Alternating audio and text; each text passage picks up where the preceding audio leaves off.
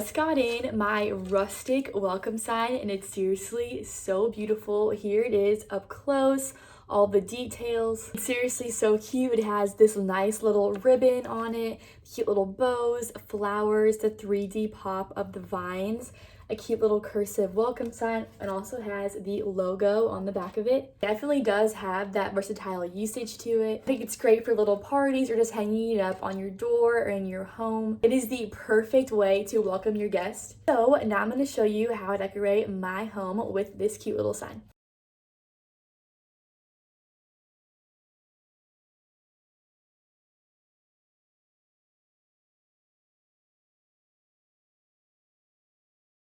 So as you can see, there are all different kinds of ways to be able to style this piece in your home, hanging up or just sitting down. And it's also a wonderful gift idea to be able to give someone. It is the perfect addition to my decorations in my home and all of my guests love it. So check them out. You will not regret it.